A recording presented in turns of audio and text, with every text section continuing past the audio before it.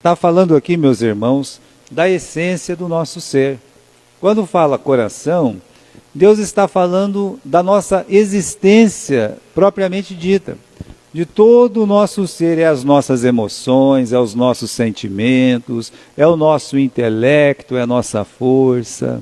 É disso que ele está falando quando fala limpo de coração.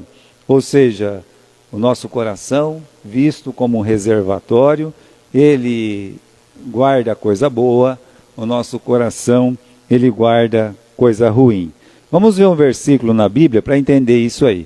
Lá no livro de Provérbios, capítulo 4, e versículo 23. O que nós lemos lá? Provérbios, capítulo 4, e versículo 23. Hoje a gente vai precisar ler um pouco a Bíblia, né? Então, aqui diz o Salomão, o sábio, né? De tudo que se deve guardar, guarda o teu coração. Está vendo? De tudo você guarda o seu coração, porque dele procedem as fontes da vida. Então, o coração, ele é considerado aí a fonte de tudo o que nós fazemos em nossa vida.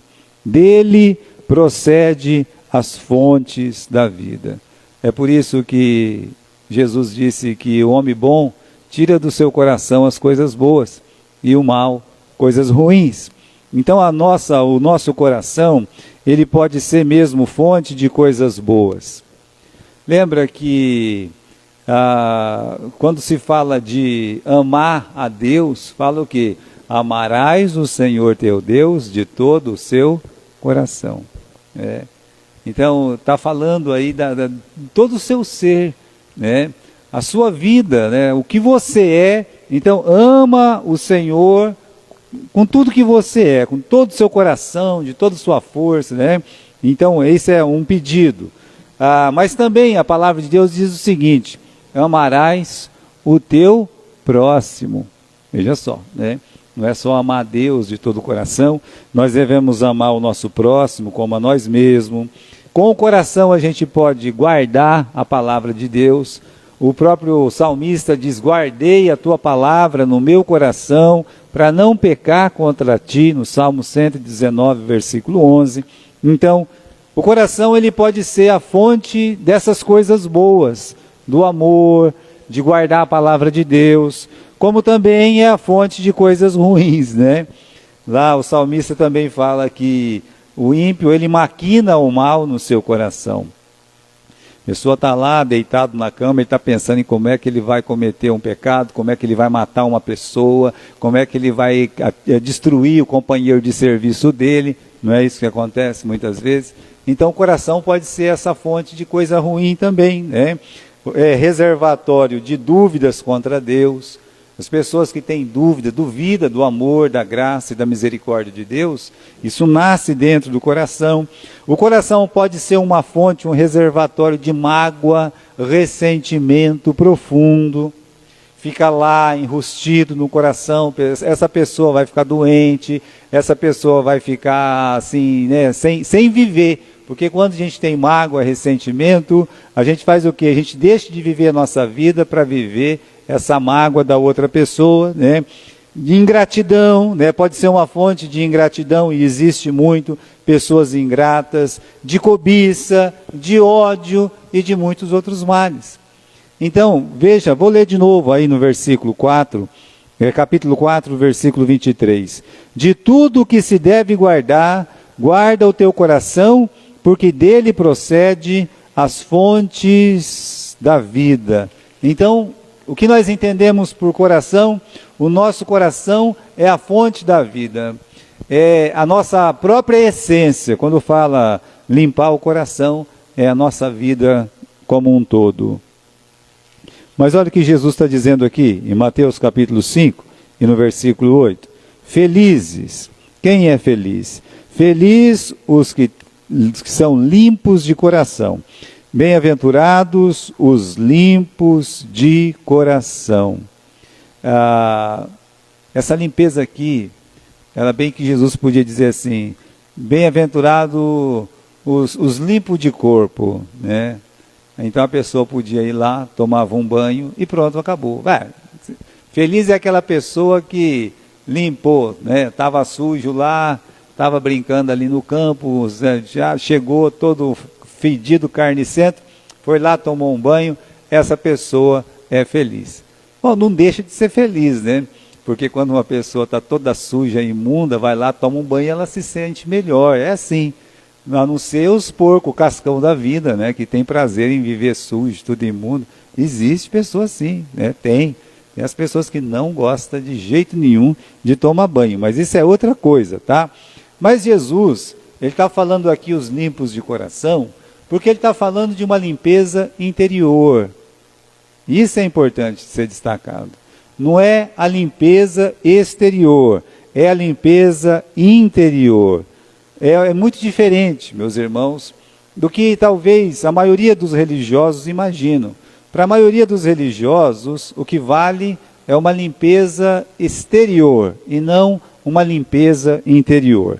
Deixa eu explicar lendo a palavra de Deus. Vamos para o livro de Mateus, já estamos lá, né? Capítulo 23, veja só. Mateus capítulo 23 e versículo 23 também, tá bom? 23.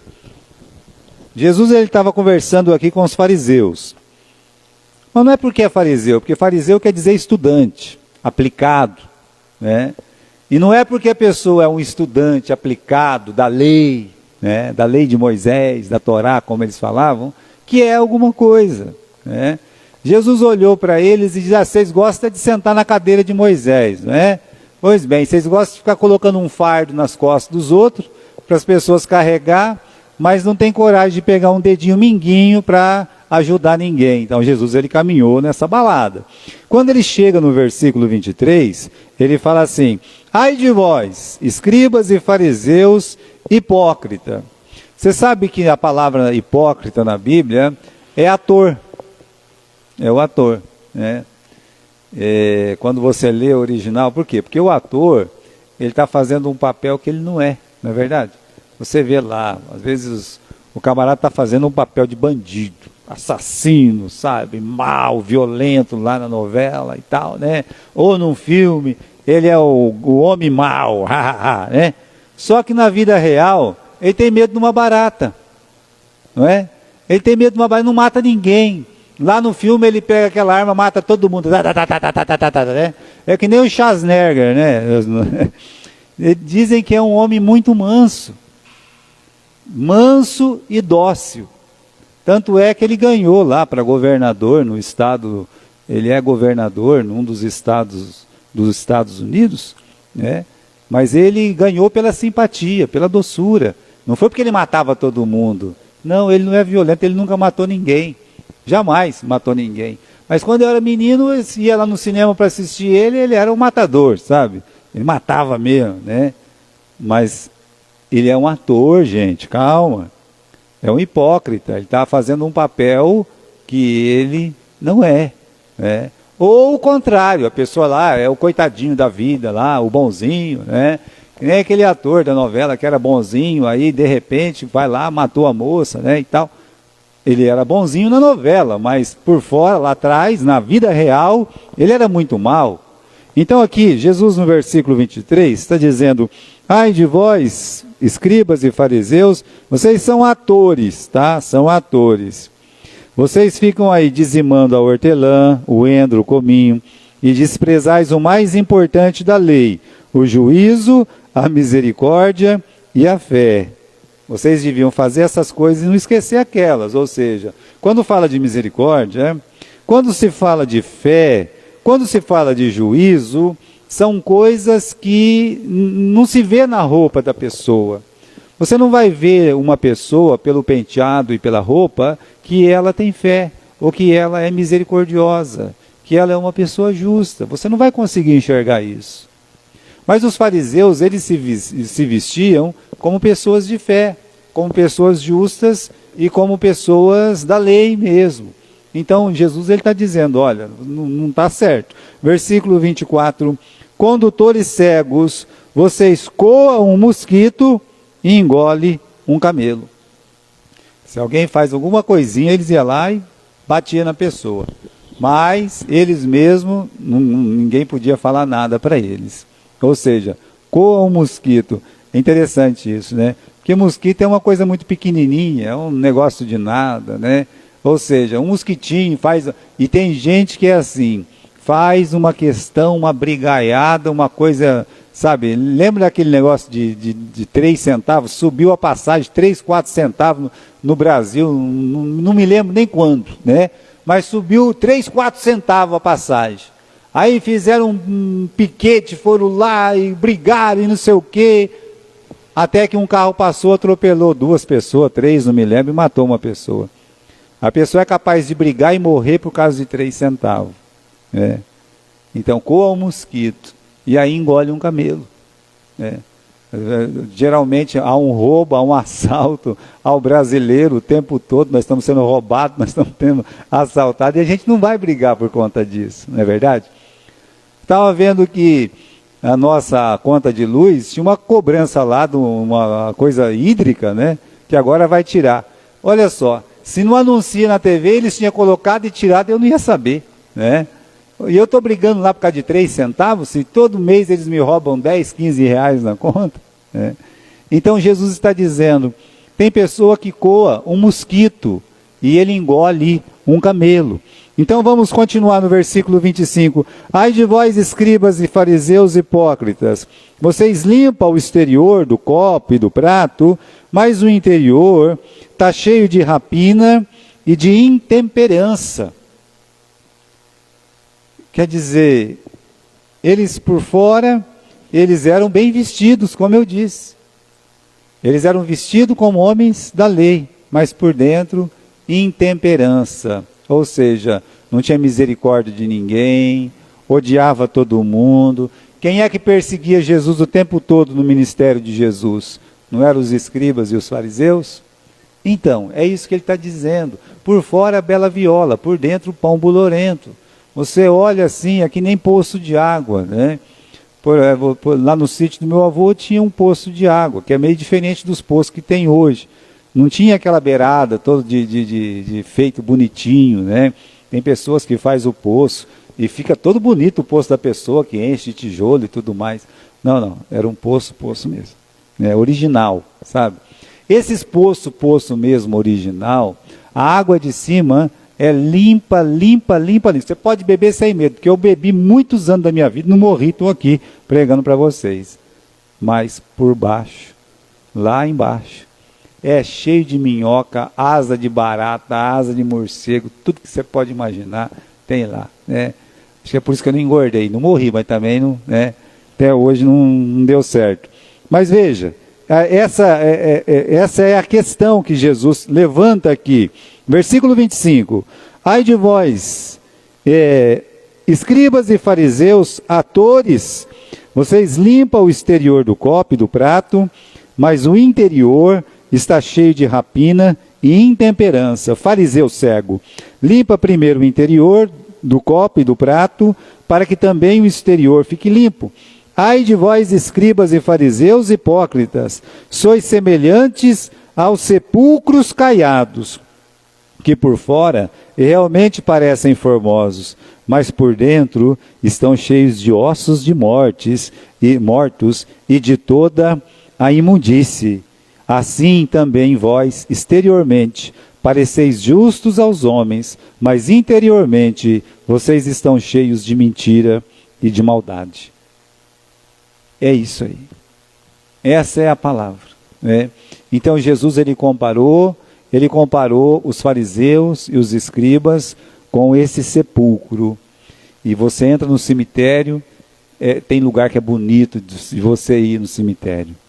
Você chega assim, um mármore, 1 metro quadrado do mármore é caro para burro. Mas você vai lá e não é qualquer mármore não, é do caro mesmo. E é aquela coisa bonita, sabe? Cabe 4, 5 caixão, né? Assim, uma coisa grande, aí tem aquela torre. Quando não, eles fazem uma igreja, põem uma cruz, uma coisa tudo bonito. Dá até vontade de ficar lá dentro, né? Fica lá, vou ficar mais um pouco aqui. Mas quando você abre aquelas gavetas, quando você olha lá dentro, só tem osso, só tem coisa imunda, deve ser a coisa mais feia que existe, né? Imagine. Aí você vê um cachorro morto, que nojo, e você acha que a gente fica como quando está morto lá dentro do caixão? Raras exceções, né? Raras exceções. Estava conversando com o irmão, né? Disse que foram desenterrar lá um sujeito para enterrar outro, né? E nesse desenterra um para enterrar outro, estava desenterrando a esposa da pessoa, o marido da pessoa, né? Que fazia, sabe lá quantos anos, 10, 15 anos que tinha morrido, né? E quando desenterrou, ele estava bonito ainda, acredita nisso? Tava legal, estava quase que perfeito, né? Aí até a mulher ficou assustada, assim, né? Todo mundo, assim, olhando pro defunto de tantos anos. E aí o engraçadinho olhou para a mulher dele e falou, olha, tá melhor que o 100. Aí deu briga, né? Aí a coisa ficou feia. Não. É só uma brincadeira, mas é verdade, viu? Isso aconteceu. Então, irmãos, o que Jesus está dizendo aqui é, bem-aventurado os limpos de coração. Limpos de coração, ou seja, é o contrário do que Jesus está dizendo aqui. Vocês limpam por fora e por dentro está de que jeito? Está cheio de imundícia, está cheio de sujeira, está cheio de maldade. Então Jesus está dizendo, bem-aventurados, felizes os homens, as mulheres, aquelas pessoas de coração limpo, limpos de coração. Muito bem. Então a gente tem que entender aqui um pouco dessa palavra limpo também. Já vimos o que é coração, agora vamos ver aqui o que é limpo, tá? Bom, é até fácil. Limpo é a ausência de sujeira, né? Se uma coisa está limpa é porque ela não está suja. Se está suja é porque não limpou, correto? Ou a roupa está limpa ou a roupa está suja. E vai ser sempre assim. Hoje uma mãe veio trazer as crianças aqui, tinha ido na rua passear, comprar presente para as crianças, né? Presente não, porque compra sapato, roupa, essas coisas que um pai e uma mãe têm que comprar para as crianças. E um mais bonito que o outro, né? Não, os dois é bonito igual. Mas, olha, pensa numas crianças que veio limpo, uma doçura, né? E aí parece gêmeos, mas não são gêmeos. Eu pensei, a mãe largou aqui, tá todo bonitinho, sabe? Um deles já correu nesse campo aí, fez um escorrega ali com aquele tal. Aí eu olhei no shorts dele atrás, estava aquela beleza, sabe? Falei, valei-me, né? Estava limpo até agora não está mais limpo, né? Então, limpo é isso. É quando não tem sujeira, então está limpo, tá? Lembra do Neemias? Ele chegou em Jerusalém. O que ele encontrou em Jerusalém? Só entulho. O que ele teve que fazer? Ele teve que limpar. Ele teve que tirar toda aquela sujeira. Mas no conceito espiritual, irmãos, existem tipos de limpeza. São cinco tipos de pureza que existe. Quando nós falamos de limpeza, pureza mesmo espiritual, né?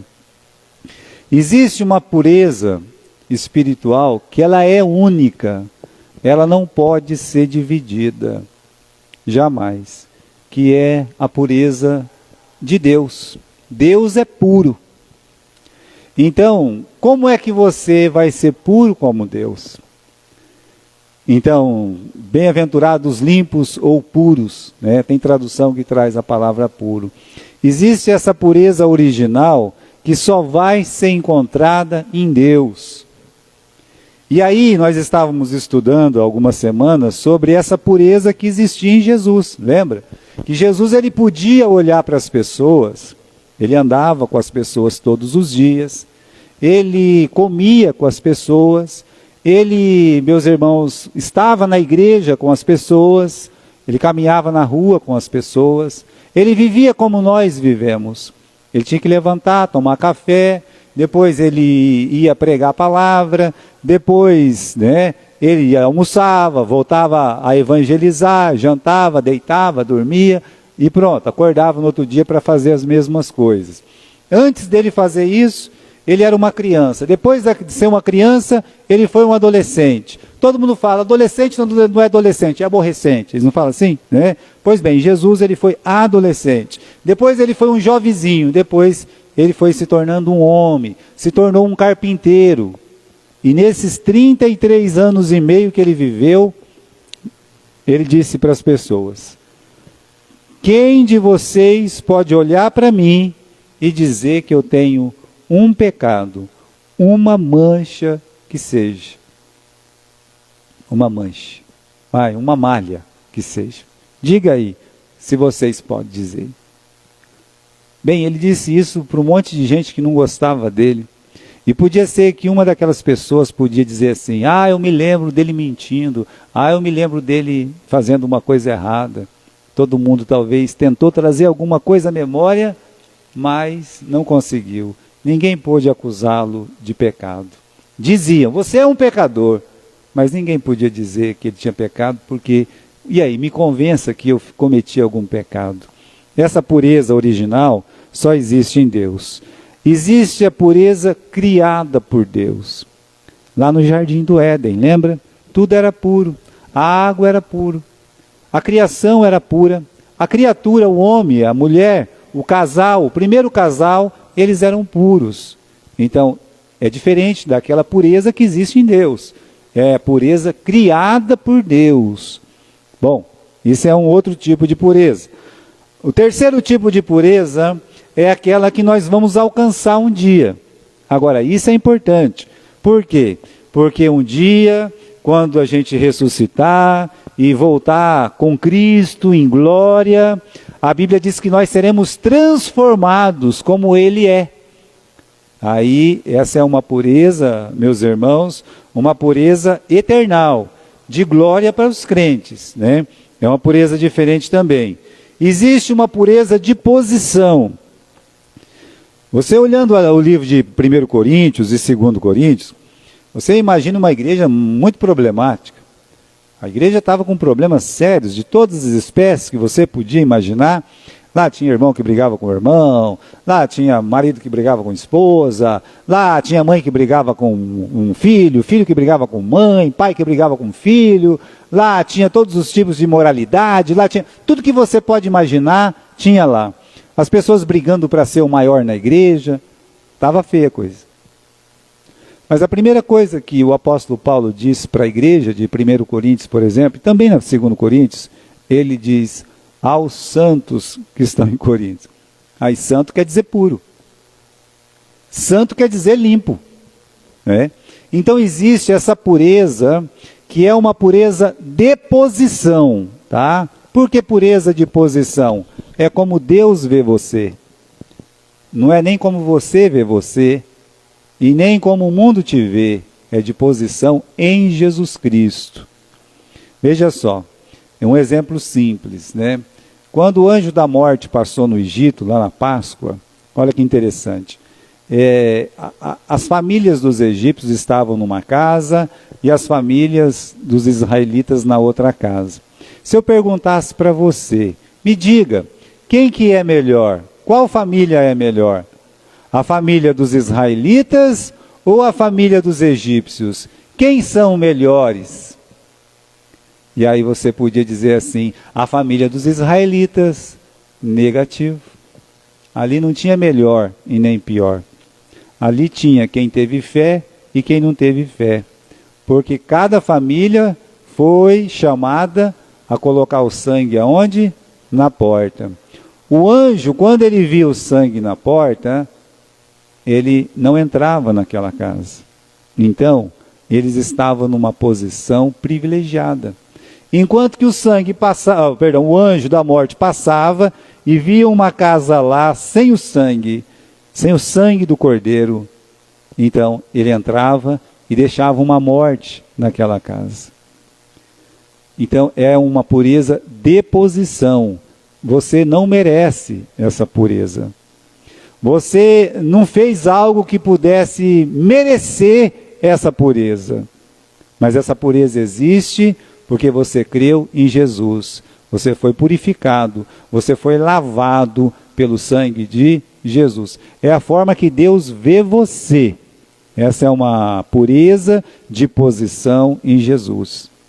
Mas existe essa pureza aqui, essa pureza prática, que está falando aqui. Bem-aventurados, limpos de coração, né?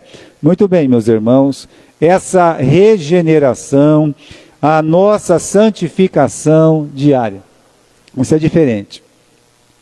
Nós devemos praticar a santificação diária. Ou seja, somos santos em Cristo, mas devemos buscar ter uma vida em santidade de vida. Então, isso é diferente, né? Vamos voltar aqui para o nosso texto, tá? Vamos lá para Mateus, no capítulo 5, vamos voltar ali e olhar com mais cuidado. O versículo 8. Bem-aventurado os limpos de coração, tá? Já falamos os conceitos de pureza e de limpeza de acordo com a palavra de Deus. Agora, tem coisa mais diferente do que está escrito aqui no versículo 8 do que o coração do homem? Vamos ler de novo. Bem-aventurados os limpos de coração. E como é que é o nosso coração? O nosso coração, ele combina com esse versículo? Ele está de acordo com esse versículo? Então vamos ler primeiro Jeremias, capítulo 17, e versículo 9. Jeremias, capítulo 17, e versículo 9. Aqui nós aprendemos que o homem, o coração dele, é a completa contradição do que está aí na bem-aventurança. A bem-aventurança diz, bem-aventurados limpos de coração. E aí me vem o Jeremias para jogar, meus irmãos, jogar terra, jogar areia no negócio, parece. Mas o que é que o Jeremias está dizendo aí? O Jeremias está dizendo, enganoso é o coração mais do que todas as coisas, completamente corrupto, quem pode conhecê-lo ou quem o conhecerá? Quem o conhecerá? Você conhece o coração do ser humano? Então, meus irmãos, o coração do homem é completamente diferente desse pedido, dessa bem-aventurança, bem-aventurados limpos de coração. E aí o Jeremias diz, olha, enganoso é o coração. Mas não é só Jeremias que diz isso. Vocês lembram que Deus criou o homem, criou a mulher, caíram no pecado, acabou a pureza, acabou a inocência, o pecado entrou, a corrupção entrou. E aí o Caim já matou o Abel. E aí aconteceu o quê? Aconteceu que uma civilização cresceu. E essa civilização cresceu, cresceu, cresceu. E aí você vê Deus no capítulo 6, no versículo 5, dizendo, viu Deus toda a maldade que havia na terra, que o coração e os pensamentos do homem eram mal continuamente. Vamos abrir lá, Gênesis capítulo 6 e versículo 5. Vamos lá, Gênesis 6, 5. Viu Deus que a maldade do homem se multiplicara sobre a terra e que toda a imaginação do seu coração era má continuamente. Então é só para lembrar vocês que desde o princípio, Deus ele tem visto o coração do homem como corrupto, como mau. E aí no final, para não ficar nenhuma dúvida, e está escrito assim, continuamente, continuou. Desde que Adão e Eva pecaram, desde que o primeiro casal, ele desobedeceu a Deus, o pecado, ele continuou. O nosso coração, ele é corrupto. Agora, para que não fique dúvida, vamos abrir no livro de Marcos, no capítulo 7, e no versículo 21 e versículo 22. Marcos, capítulo 7, versículo 21 e versículo 22. Vamos lá.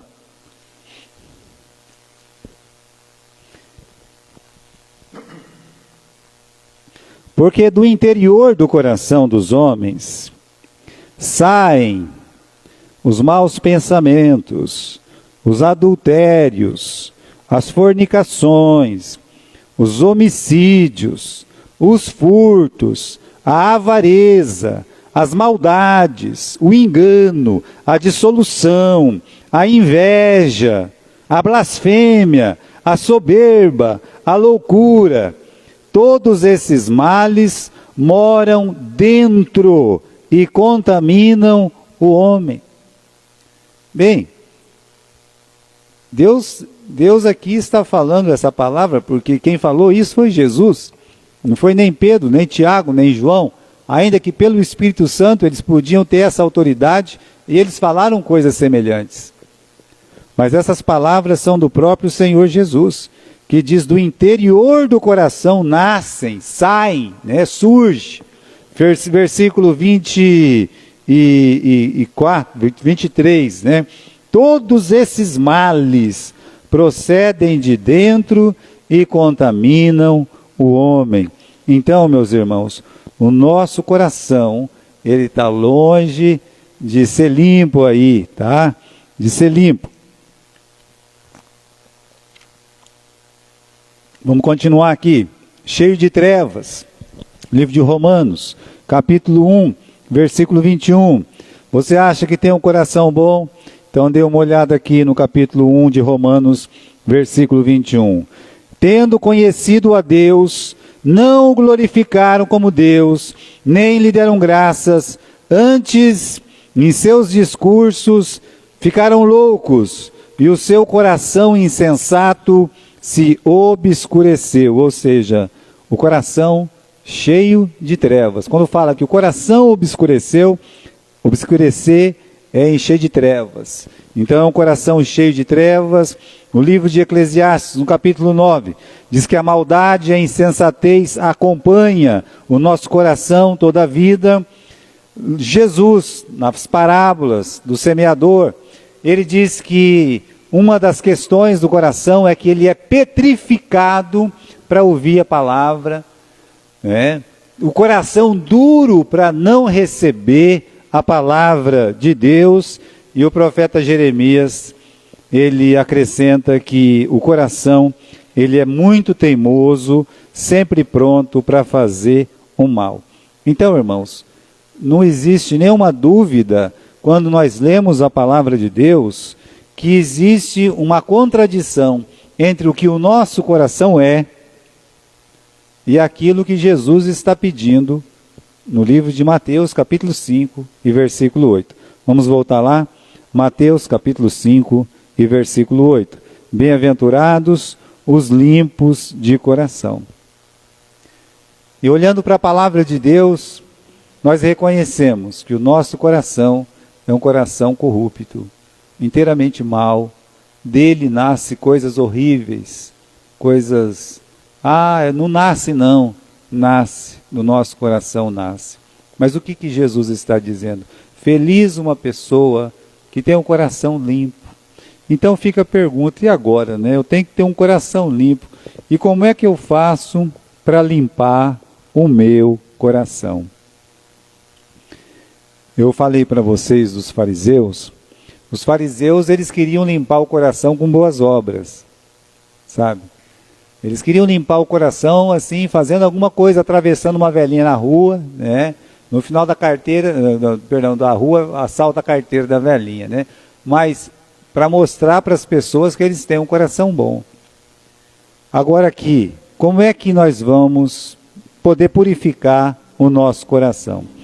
Tudo começa, meus irmãos, em Deus. Salmo capítulo 51 e versículo 10. O salmista aqui, o Davi, ele não está no melhor momento da vida dele, mas ele diz assim: meu Deus, cria em mim um coração limpo. Capítulo 51 e versículo 10. Cria em mim, Senhor, um coração limpo e renova em mim um espírito reto. Nós temos os pais da igreja, um dos pais da igreja é o Agostinho. tão conhecido, né, por ter escrito alguns livros. Ali, apesar de ter escrito coisa boa, escreveu muita bobagem também. Não é a Bíblia, né? E muita gente aproveitou só a bobagem e esquece as coisas boas que ele escreveu. Bom, mas o Agostinho, ele tinha um jeito para matar a carne. Para ter o coração limpo, nós temos que aprender a matar a carne. Os desejos da carne, né? Os olhos pecaminosos, os pensamentos horríveis. Então, ele criou o seu próprio método, né? Você sabe que ele morava numa região muito fria, e não era difícil de encontrar neve, coisa assim, naqueles lugares. Então ele ia lá e ele enchia um barrilzão cheio de gelo, coisa assim. Ele entrava dentro e ficava se purificando o tempo todo. Assim, eu pequei, então vou me purificar. Ficava lá todo tremendo, né? Vale dizer que saiu da cabeça dele aquela ideia de batismo de criança e coisa e tal, né? Mas é o jeito que ele está querendo limpar o coração dele.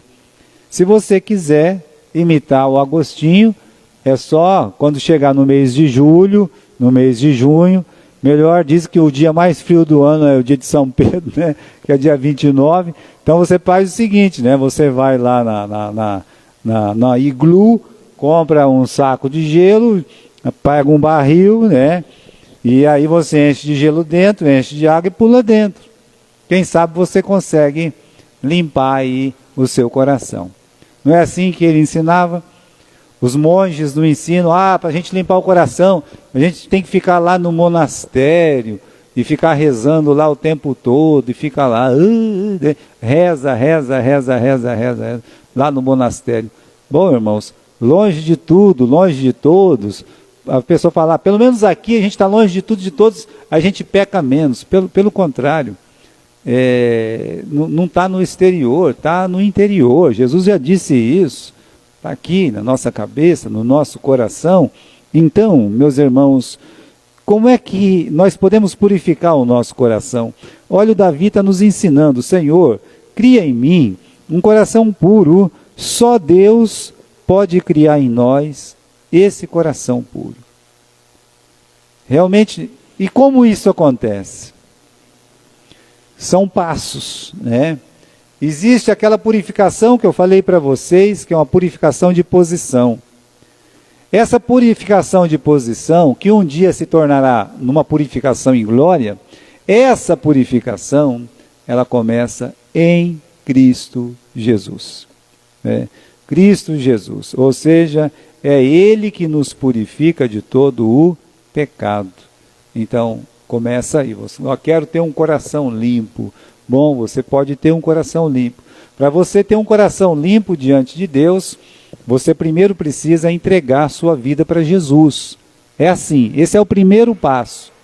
Porque não pense que você vai dar o segundo, terceiro, quarto passo e outros sem dar esse primeiro passo. Sem esse primeiro passo, você nunca vai ver a Deus. Jesus disse, eu sou o caminho, a verdade e a vida. Ninguém vem ao Pai senão por mim. E nessa bem-aventurança é bem claro. O galardão é bem claro. Bem-aventurados limpos de coração, porque eles vão ver quem? Eles vão ver Deus. Mas você não vai ver Deus. Não há jeito de chegar no céu sem entregar a vida para Jesus. Então, o primeiro passo, você quer realmente ter um coração limpo, você entregue a sua vida a Jesus. Então, quando nós entregamos a nossa vida para Jesus, começa um processo dentro de nós. Esse processo, ele começa quando você entrega a sua vida para Jesus e só acaba quando você dá o último suspiro nessa terra. Eu queria que você abrisse comigo no livro de Filipenses, capítulo 1 e versículo 6. Filipenses, capítulo 1 e versículo 6.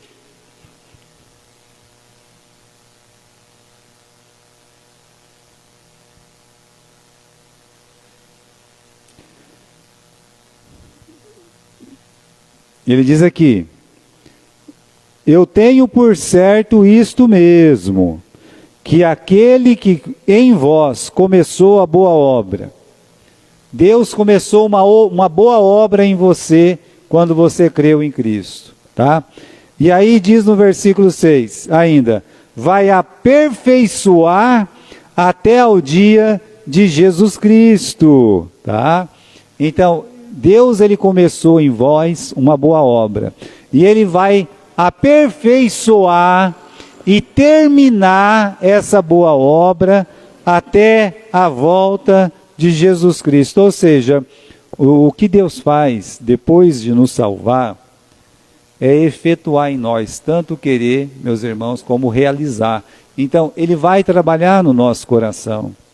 Tem hora que ele vai ensinar, tem hora que ele vai chamar a nossa atenção, tem hora que ele vai nos corrigir, tem hora que ele vai nos disciplinar, tem hora que ele vai nos bater duro, duro, duro mesmo, dependendo de como nós vamos agindo e fazendo, mas Deus, ele deseja aperfeiçoar a boa obra. Nós precisamos entender isso. Então, como é que eu vou ter o coração limpo? Primeiro, entregando a sua vida para Jesus. Segundo, entendendo que depois que você entrega a sua vida para Jesus, Deus quer o aperfeiçoamento dos santos. Deus quer trabalhar na sua vida para você crescer espiritualmente, ter esse crescimento. E é aí, meus irmãos, que entra a palavra de Deus. Veja só, João capítulo 17 e versículo 17. João capítulo 17 e versículo 17 também.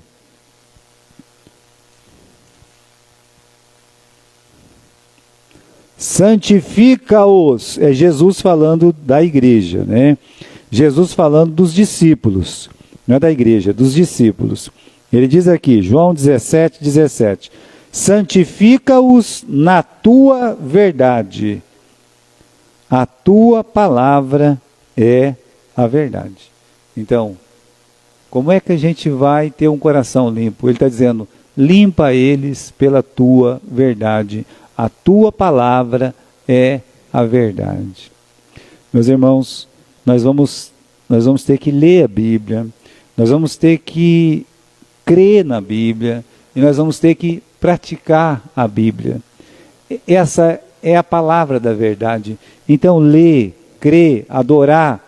Então, quando nós lemos, nós cremos, quando nós cremos, nós adoramos, mas a adoração é em cumprir a palavra de Deus. Bem, mas pastor, como nós vamos fazer isso aí 100%?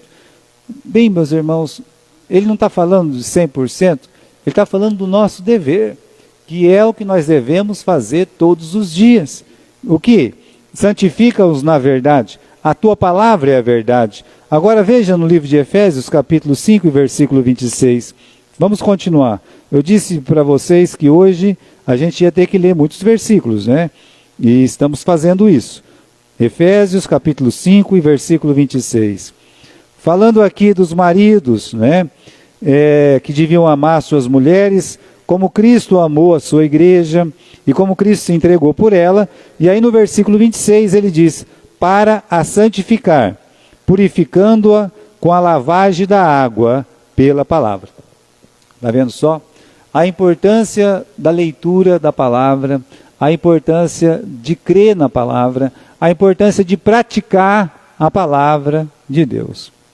Agora, para ficar bem claro, mas bem claro mesmo, nós vamos voltar lá no livro de Salmos, fácil de você achar, Salmo 119 e versículo 9.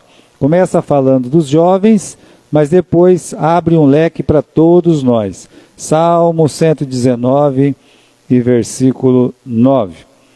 Há uma pergunta aqui. Como purificará o jovem o seu caminho? Na verdade, é como a pessoa vai purificar o seu coração, né? Esse coração já entregou a vida para Jesus? Já entregou a vida para Jesus. Ah, então ele está limpo de posição, está limpo em Cristo Jesus. Mas aqui ele está dizendo, olha, como purificará o jovem o seu caminho? Ele continua, observando conforme a tua palavra. Com todo o meu coração te busquei, não me deixes desviar dos teus mandamentos. Eu escondi a tua palavra no meu coração, para não pecar contra ti. Eu acho que esse é o versículo que deixa bem claro: bem-aventurados limpos de coração. Aí vem o salmista e diz: olha, eu escondi a tua palavra no meu coração para não pecar contra ti. Meus irmãos, é a guerra da carne e do espírito. A gente pode satisfazer a carne ou nós vamos alegrar o espírito. E sempre que você satisfaz a carne, o que vai acontecer? Você vai ter o coração sujo. A tua posição em Cristo não muda, mas a tua condição neste mundo muda muito. Uma coisa é a posição em Cristo, outra coisa é a condição neste mundo. A nossa condição neste mundo, ela depende muito de andar no Espírito, de andar observando a palavra de Deus. Por isso aqui, o versículo 11 é bem claro: eu escondi, ou seja, eu guardei. Esconder é guardar, né? Esconder é guardar, é conservar. Até tem uma tradução que traz essa palavra, conservei, né? Não sei se alguém tem essa tradução aí, mas existe uma tradução que diz: conservei a tua palavra no meu coração. Você sabe que por isso que eles colocam as coisas na geladeira, para conservar. Quando fala conservar, é para não estragar. Então você tem que guardar a palavra de Deus no seu coração. Para quê? Né? Para que eu não peque contra ti. Então nós somos, meus irmãos, orientados. A pessoa que não tem Cristo, ela não vai ter um coração puro nem aqui nem na China. Pode-se dizer assim, né? Porque ela nunca vai ver a Deus. Mas uma pessoa que tem Cristo, para Deus, ela é vista como salva. Não vai mudar. Porque a sua salvação não depende de você, é de Deus. Mas a sua condição nesse mundo depende dessa santificação. Buscai a santificação, sem a qual ninguém verá o Senhor, disse o apóstolo Paulo para os Tessalonicenses. Ou seja, você tem que buscar a sua santificação. É uma coisa que nós devemos buscar dia a dia. Mas olha, para não ficar dúvida, né? Vamos lá no livro de Tiago, capítulo 4 e versículo 8. Tiago, capítulo 4 e versículo 8. Chegai-vos a Deus, e Ele se chegará a vós. Limpa as mãos, pecadores, e vós, de duplo ânimo, purificai os corações, senti a vossa miséria, lamentai, chorai, converta-se o vosso riso em pranto, o vosso gozo em tristeza. Humilhai-vos perante o Senhor, e Ele vos exaltará. Olha quantas vezes repete sobre o nosso assunto: limpa suas mãos, purifica o seu coração, sinta a sua miséria, lamente, chore. Está vendo só? Ele está tratando desse assunto de limpos de coração. Quem são os limpos de coração? São aquelas pessoas, meus irmãos, que estão dia a dia buscando observar a palavra de Deus, tirando toda a sujeira do seu coração. Meus irmãos, não é só sujeira de pecado, a grosso modo. Aí eu fui lá, contei uma mentira, eu fui lá, roubei, eu fui lá, adulterei, eu fui lá, matei, eu fui lá, xinguei. Não, calma, não é só isso, né? Tem muito mais coisa, como nós vimos lá no livro de Marcos, capítulo 7, versículo 21. Tem muita sujeira, como nós falamos, é mágoa, é ressentimento, é cobiça, é inveja, é ódio. E nós temos que tratar de tudo isso. Porque senão a gente vai limpar só o exterior e o interior vai ficar de que jeito? Vai ser como um sepulcro caiado. Então Jesus diz: bem-aventurados limpos de coração. Aquela pessoa que está o tempo todo brigando para vencer a carne, matar a carne. Mortificai a carne no vosso coração. Meus irmãos, a carne a gente tem que matar, né? O diabo a gente tem que enfrentar. O mundo a gente tem que assim, abandonar, né? Não tem jeito. Então, somos chamados a fazer isso, a matar a nossa carne. E aí, 2 Timóteo, capítulo 2, versículo 22, nosso último versículo de hoje. 2 Timóteo, capítulo 2, versículo 22. Bem-aventurados limpos de coração, porque eles verão a Deus. Capítulo 2, versículo 22. de 2 Timóteo. Só eu que não achei ainda. Agora achei. Foge também das paixões da mocidade. Segue a justiça, a fé, o amor e a paz com os que, com um coração puro, invocam o Senhor. Veja só, está nos ensinando a fugir das paixões e a seguir justiça, fé, amor, paz. Então, aquilo que tem que ser tirado e aquilo que tem que ser posto, né? Quando você limpa, você tira a sujeira, mas na verdade você está, né, colocando o quê? Você está colocando pureza, né? Então é isso que dá esse sentido para nós de limpos de coração. São pessoas que estão lutando, meus irmãos, para vencer cada um dos seus pecados e dos seus males. Agora, vamos voltar e acabar lá, né? No mesmo texto, capítulo 5, versículo 8, como nós sempre fazemos. Vamos ler pela última vez, capítulo 5, versículo 28, 8. Bem-aventurados os limpos de coração. Por quê? Porque eles vão ver a Deus. Uma vez um pastor amigo disse: eu vi Deus. Mas do jeito que ele estava falando que ele viu Deus, Deus apareceu para ele na frente dele, ficou lá e tal. Eu disse: meu amigo, eu podia até dizer, legal, que coisa bonita, né?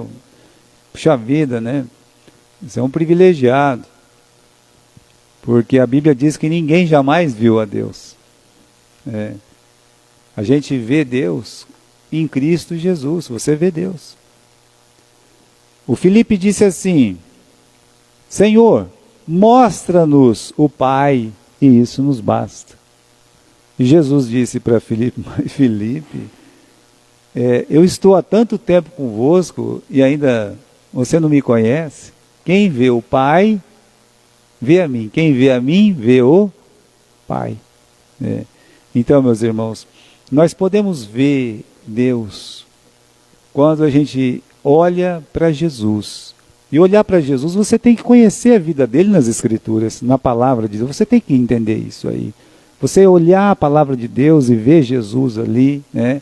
Então, você vendo como ele falava, vendo as coisas que ele fazia, como ele agia, como ele tratava as pessoas, como ele tratava o mal, como ele tratava o pecado na vida das pessoas, você está vendo Deus. Isso é uma forma de ver Deus. Mas o que ele está dizendo aqui, verão a Deus, tem esse sentido presente. O sentido presente é conhecer mais sobre Jesus.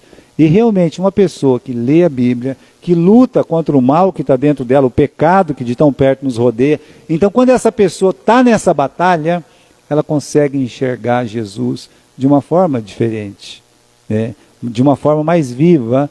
Mas quando fala ver a Deus, também é um sentido prospectivo, não é só um sentido presente, é um sentido prospectivo, ou seja, na eternidade.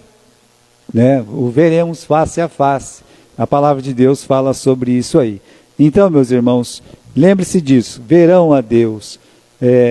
Vencer o pecado é poder enxergar um pouquinho mais do Senhor na nossa vida.